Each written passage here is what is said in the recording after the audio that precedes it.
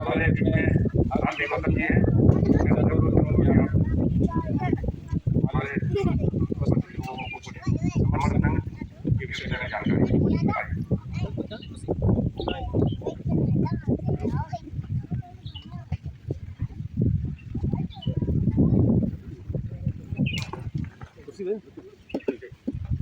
संगम नवाब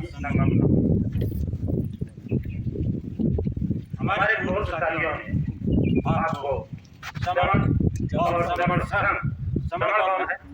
और इनका संग था विस्तार हुआ फिर आपको संग की क्यों जरूरत है इस तरह की डिटेल में बताया। मैं आप सबसे सवाल करूंगा कि हमको ये क्यों बताना पड़ रहा है कि हम समर्पण हैं, जबकि अभी पूर्व साथियों ने बताया कि हमारी उत्पत्ति कैसे हुई और हम संघ में कैसे आए, संघ कैसे खत्म। जब बच्चा पैदा होता है तो क्या उसकी कोई जाति होती है? अगर बच्चा पैदा होता है, आपने देखा होगा कुछ लोग मंदिर पर या घूरे पर या अज्ञात स्थान पर डाल देते हैं और उसे जीवित होता है तो लोग उठा लाते हैं।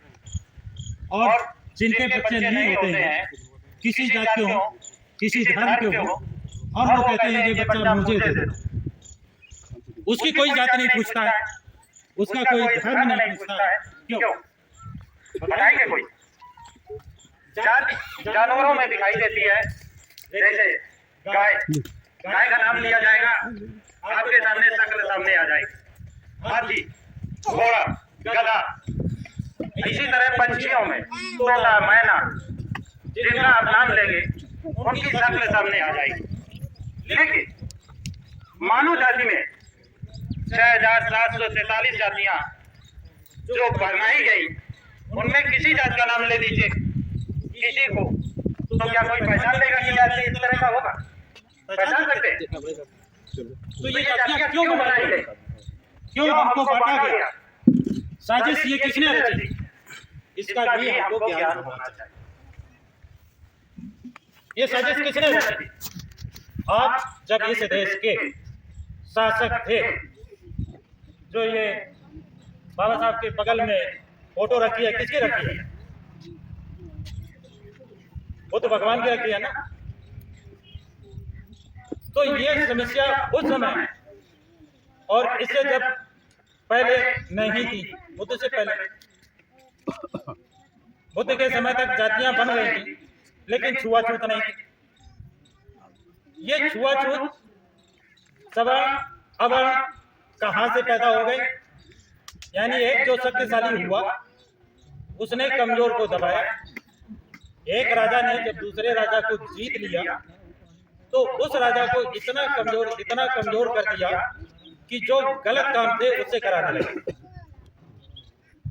वो शक्तिशाली ना रहे, वो पढ़ लिख ना सके, उसकी शिक्षा खत्म कर दी, उसको भरपेट खाना ना खा पाए, जिससे वो विद्रोह ना कर सके। क्यों कमजोर किया गया? क्योंकि उसको डर था कहीं ये शक्तिशाली होकर फिर से अपना राज ना मांगने लगे या अटैक करके अपना राज्य छीन ले। आप लोग थोड़ा शांति रहे, अगर इतना किसी के पास सवाल हो तो बताएं। आपको जातियों में क्यों बांट दिया गया? जिससे आप एक ना हो सके। इस चीज को जब आप बाबा साहब को जानते हैं, बाबा साहब ने इस चीज को एहसास नहीं मिली, उनको खाना खाने की सत्ता नहीं मिली। उन्होंने देखा ये जाति क्या बड़ा है।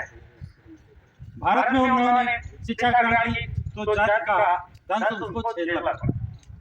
भारत से शिक्षा ग्रहण करने के बाद जब वो अमेरिका में शिक्षा ग्रहण करने गए, वहां देखते हैं सब बराबर है, ना कोई गोरा है, ना काला है, ना ऊंचा है, ना नीचा है, ना कोई छूत है, ना कोई अछूत है।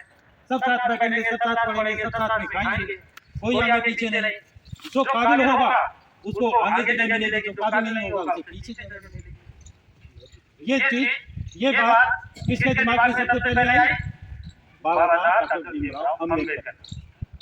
तो बाबा साहब ने 1916 में पहली एक थीसिस लिखी, the the caste is the curse of India, जात भारत का अभिशाप है।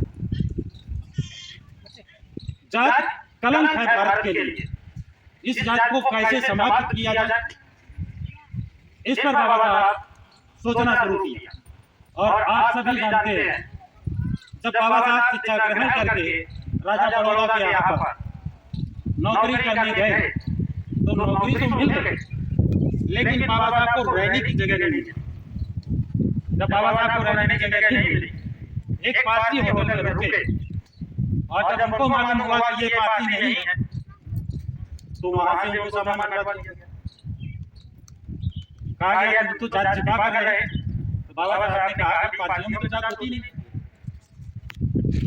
तो यहाँ पर जो जातियां हैं, चाहे मुस्लिम धर्म हो, चाहे पारसी हो, ईसाई हो, इन सब धर्मों में जातियां प्रवेश कर गई। क्यों प्रवेश कर गई?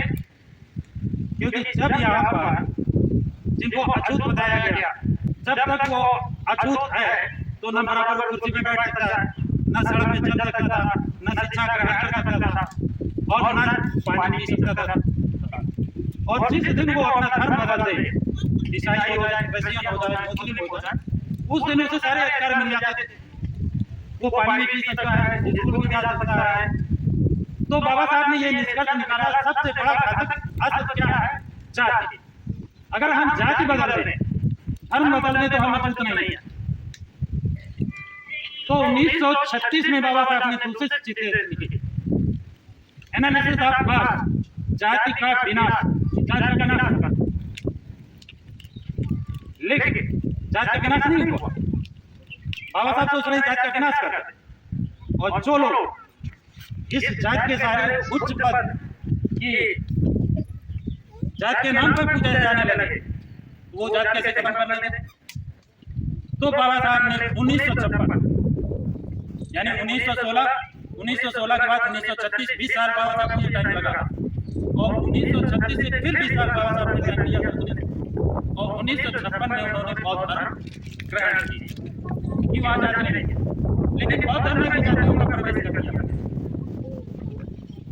उन जातियों को कैसे समाप्त किया जाए, उसके लिए यह है समर्थन कि हम बाबा साहब ने एक काम और किया था, 6743 जातियों को 3 जातियों में लाया।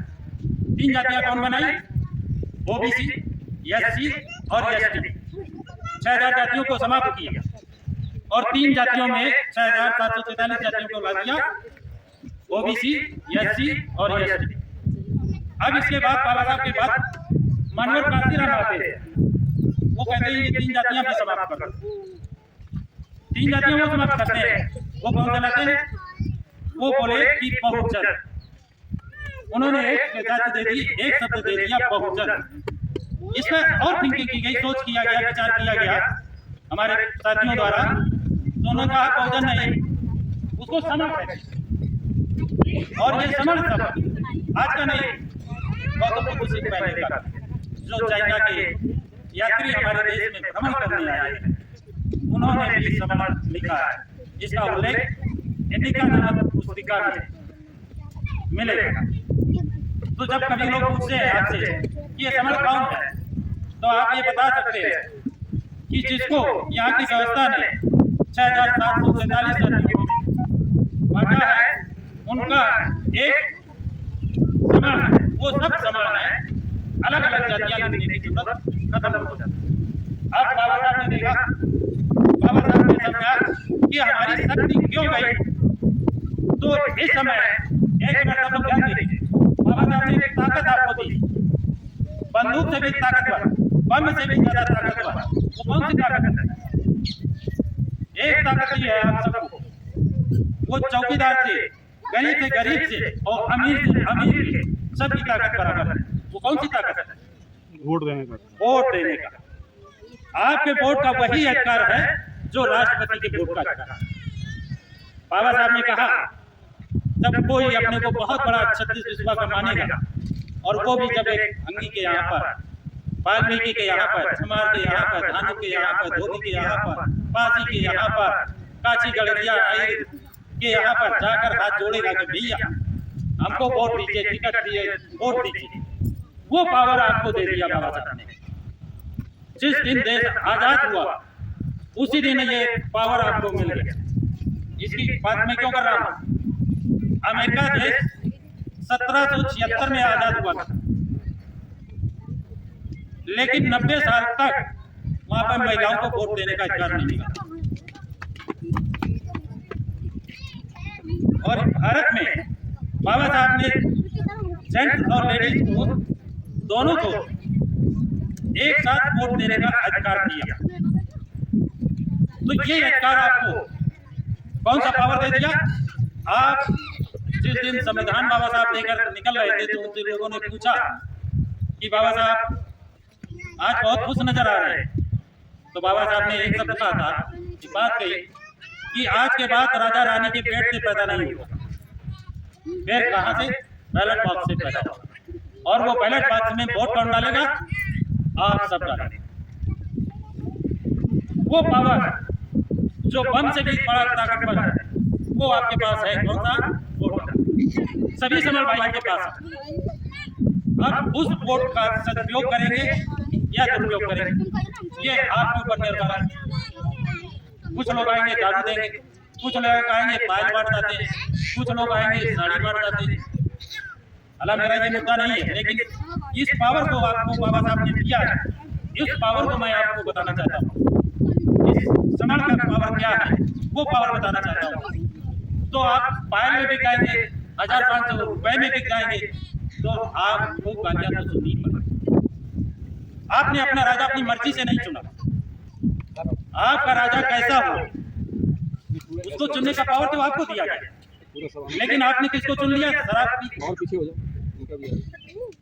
किसको चुन लिया? जो आप पर रोज अत्याचार कर रहा है, जो रोज आपकी बहन बेटियों के साथ काम कर रहा है, जो आपके बच्चों की शिक्षा खत्म कर रहा है, जो आपके बच्चों का स्कॉलरशिप खत्म कर रहा है। तो जब आप अपना वोट वो पावर उसको दे देंगे तो वो तो खत्म कर देंगे। समर को अपनी ताकत पहचाननी है। जिस दिन समर अपनी ताकत पहचान लेगा, अपनी वोट की ताकत पहचान लेगा और अपने राजा को जो बाबा साहब ने बताया अपने वोट से ऐसा राजा पैदा करेगा जो उनकी सुने, उनकी बात करे। एक चीज और थोड़ा पहले एक संत रविदास जी का नाम सुना होगा। संत रविदास जी ने उस समय कहा था बेगमपुरा, वो ऐसे शहर की ऐसे देश की कल्पना कर रहे हैं जहाँ कोई गम ना हो। और आज हमारे समर भाइयों के पास, समर बहनों के पास गम ही गम है, दुख ही दुख है। और इसी दुख का निवारण करने का उपाय खोजने के लिए गौतम बुद्ध निकले थे। इन्होंने जो रास्ता बताया उस रास्ते को हमने भूल गए। संत रविदास, संत कबीरदास ने जो रास्ता बताया, ज्योतिबा फुले ने जो रास्ता बताया, हम रास्ते पे नहीं चले। बाबा साहब ने जो रास्ता बताया उस रास्ते पे नहीं चले। तो हम जब अपने बताए हुए महापुरुषों के रास्ते पर नहीं चलेंगे तो हम गलत रास्ते पे जा रहे हैं। और जब हम गलत रास्ते पे जाएंगे तो फिर हमारा प्रगति होगी कि नहीं होगी? आपको बाबा साहब ने कहा था 2 घंटियां बजेगी सुबह, 1 घंटी बजेगी मंदिर की और 1 घंटी बजेगी स्कूल की। आप अपने बच्चों को कहाँ भेजना पसंद करेंगे? बताइए। मंदिर की, स्कूल? बताइए। स्कूल। क्यों स्कूल भेजेंगे? स्कूल क्यों भेजना पसंद करेंगे? मंदिर क्यों नहीं? अपना साथ मिलेगा। पढ़े लिखेंगे, आगे बढ़े। अब जो सबसे पहले हमारे देश में कलेक्टर बना था, डीएम बना था, तो बाबा साहब ने जब उसको बुलाया तो वो पहुंचा। उस समय बाबा साहब पेपर पढ़ रहे थे, 10-5 मिनट खड़ा रहा। बाबा साहब ने देखा, अच्छा ऐसा है कि जिस गली में रहते हो, जिस मोहल्ले में रहते हो, वहाँ पर जब तुम्हारे समाज की और बर्तन धुल रही हो, झाड़ू लगा रही हो, तो अपनी गाड़ी वहाँ खड़ी कर देना और 10-5 मिनट वहाँ पर रुकना। तो मैं बाबा साहब दोबारा उस डीएम ने, उस कलेक्टर ने बाबा साहब के कहने का मतलब नहीं समझा। वो सोच रहा था हो सकता है चुनाव के लिए जनता की बात करें। बाबा साहब फिर पेपर पढ़ते फिर सब आया तो देखा है डीएम साहब तो गए नहीं खड़े। तो लगा आपने सर कोई आदेश नहीं किया।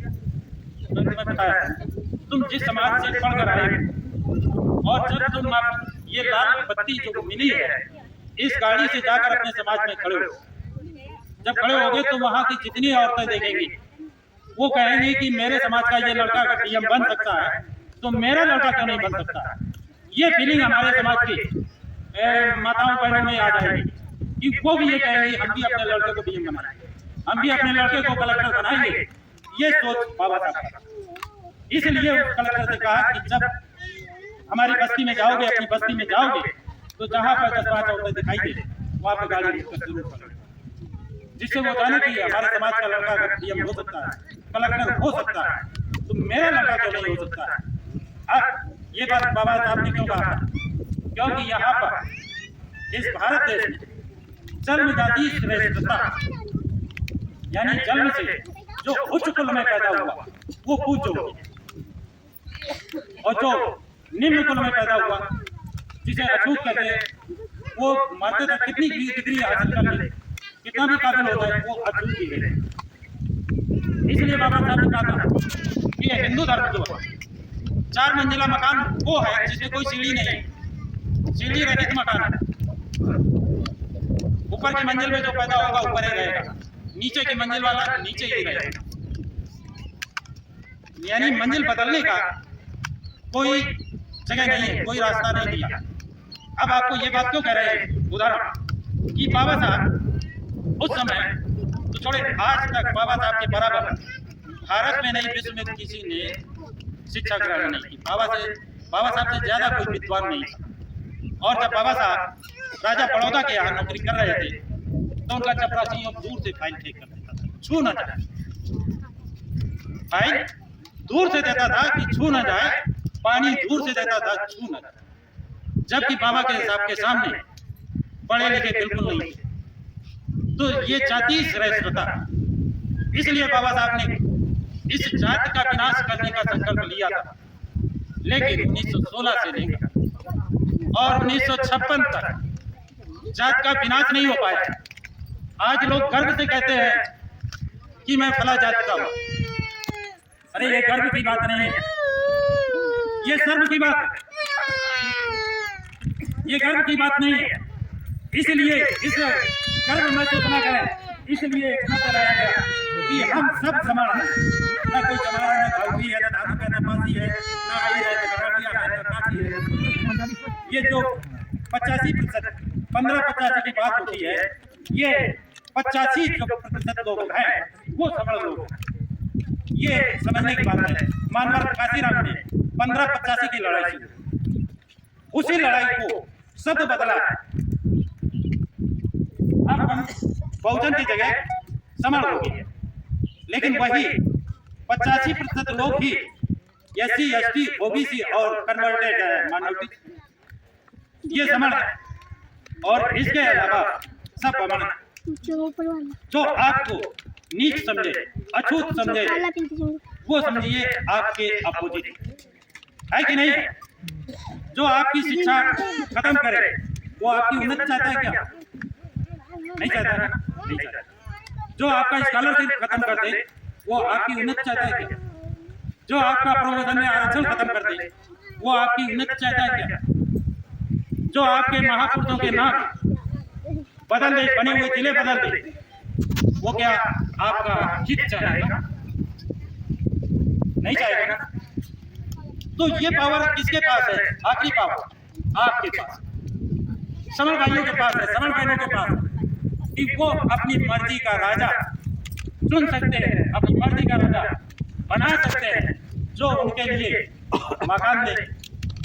हमारे देश में, हमारे प्रदेश में, देश में नहीं प्रदेश में एक ऐसा भी शासन हुआ था कि पहले ये होता था कि बच्ची पैदा हुई, लड़की पैदा हुई, एक तो पैदा नहीं होने देते थे कि अल्ट्रासाउंड करवाया फिर एबॉर्शन करवा।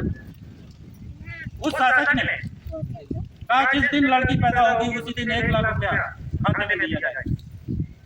मैं उस शासक किसी का नाम नहीं लूंगा, लेकिन भ्रूण हत्या, कन्या का वध पर रोक लगा दी। लोगों ने जो हत्याएं कर देते थे वो नहीं, उस हत्या पर रोक लग गई। तो ये कैसा राजा था? समतावाद, मानवतावाद, सबको एक समान समझने वाला। लड़का हो जाए तो ठीक है, लड़की हो जाए तो उसे मार दो। तो उसी दिन, जिस दिन पैदा हो उसी दिन रजिस्ट्रेशन कराइए, 1 लाख रुपए, और वो 18 साल तक, उसे 18 साल के बाद बालिग होने का जन्म। तो ऐसा भी हमारे देश में, प्रदेश में राजा हुआ। तो आपको राजा चाहिए कैसा? और ये पावर आपके हाथ में है और ये समय भी आपके हाथ में है, ये समय भी आ गया है। आप किस शक्ति का प्रयोग करेंगे ये आपको सोचना है। आपको कैसा राजा चाहिए कि आपको बच्चों को डीएम एसपी, मानव काशीराम ने नारा दिया था कि रिजर्वेशन से बनाएंगे डीएम एसपी और वोट से बनाएंगे सीएम और पीएम। क्यों बच्चों? काहे से बनाएंगे एसपी डीएम? रिजर्वेशन से, आरक्षण से बनाएंगे एसपी डीएम और वोट से बनाएंगे सीएम और पीएम। सीएम पीएम मतलब मुख्यमंत्री और प्रधानमंत्री। काहे से बनाएंगे? वोट। और ये तभी बना पाएंगे जब आप अपने वोट का सही इस्तेमाल, ये समर भाई और बहनें अपने समर लोग अपने वोट का सही इस्तेमाल करेंगे तो अपनी मर्जी का राजा चुनेंगे। अब कैसा राजा आपको चुनना है ये आपकी मर्जी है। मैं इसी के साथ अपनी बात समाप्त करता हूँ। साथियों,